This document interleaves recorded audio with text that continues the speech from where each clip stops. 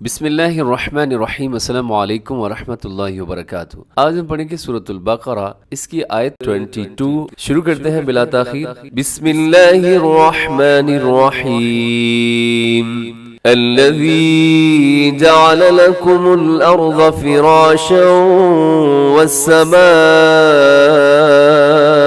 بناء وأنزل من السماء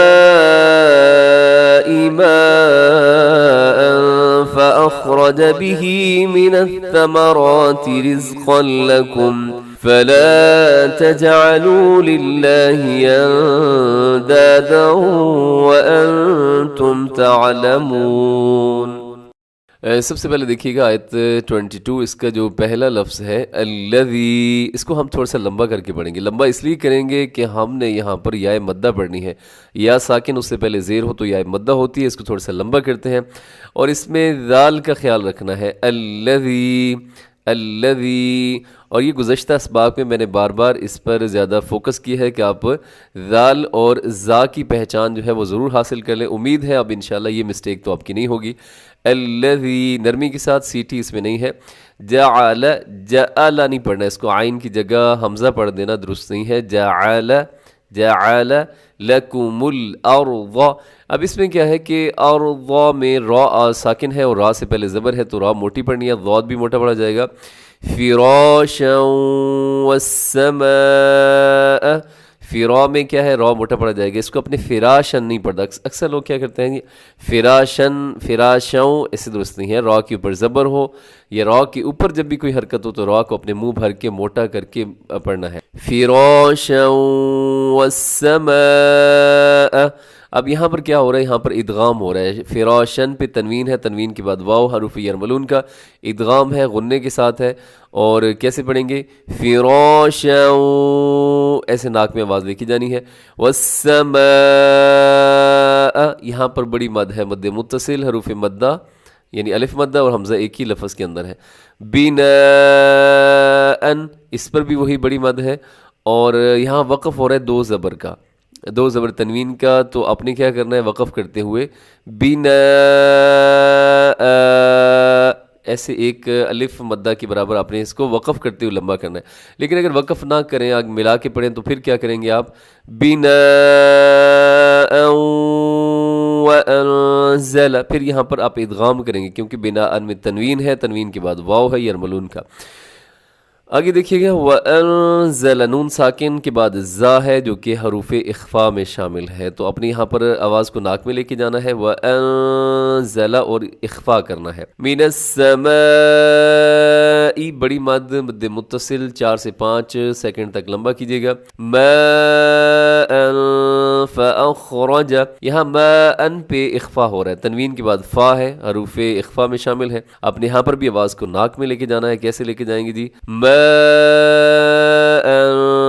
فأخرج، خا موٹا ہے، را بھی موٹا ہے کیونکہ اس کے اوپر حرکت ہے، فأخرج به۔ اچھا جہاں پر حمزہ آ جاتا ہے نا، حمزہ کو ہمیشہ تحقیق سے پڑھا جاتا ہے۔ تحقیق سے مطلب یہ ہوتا ہے کہ حمزہ کو آپ نے ہمیشہ بہت کلیئر کر کے، بہت واضح کر کے اس کی ساؤنڈ دینی ہے۔ کیسے آپ پڑھیں گے جی، فأخرج، یعنی ایسے پتہ چلے کہ آپ نے یہاں حمزہ پڑھا ہے جو کہ فا کے بعد ہے۔ فأخرج پڑھیں گے، فأخرج، فأخرج نہیں ہے بلکہ فأخرج، فأخرج، ایسے حمزہ کو آپ نے واضح کر کے پڑھنا ہے۔ بِهِ مِنَ الثَّمَرَاتِ، ثمرات میں کیا ہے، سیٹی نہیں ہے اور را کو موٹا پڑے گا۔ رِزْقًا لَكُمْ، یہاں پر کیا ہو رہا ہے، ادغام ہو رہا ہے۔ ادغام کا قاعدہ ذہن میں لائیے گا کہ تنوین کے بعد نون ساکن اور تنوین کے بعد حروف یرملون آ جائیں تو یہاں پر کیا ہے، رزقن میں تنوین ہے، اس کے بعد لام جو کہ یرملون کا ہے، لیکن اس میں ادغام ہوگا بغیر غننے کے، رزقا لکم، کوئی نون کا ساؤنڈ اس میں نہیں شامل ہوگا، بلکہ کیسے آپ نے پڑھنا ہے، پھر سنیے گا، رزقا لکم، رزقا لکم۔ آگے جیم کا رموز اوقاف میں سے چھوٹا سا چمکتا دمکتا جیم آپ کو نظر آ رہا ہے، تو یہ اس کا مطلب ہوتا ہے کہ وقفے جائز کی علامت ہے، آپ نے یہاں پر رک جانا ہے۔ آگے دیکھیے گا، فَلَا تَجْعَلُوا لِلَّهِ أَنْدَادًا وَأَنْتُمْ تَعْلَمُونَ، یہاں پر فلا کو بھی لمبا کیجیے گا، تجعلوا کو بھی 1 سیکنڈ تک لمبا کرنا ہے، للہ کو باریک پڑھنا ہے کیونکہ لفظ اللہ ہے اور اس کے پہلے جو لفظ اللہ کا جو لام ہے جس کی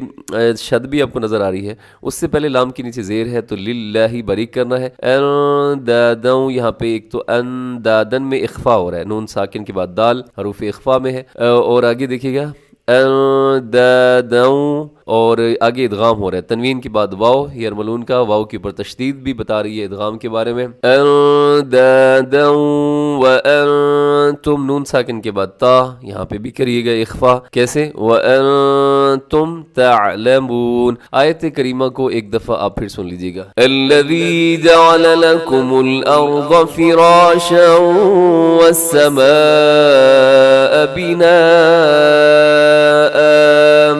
وأنزل من السماء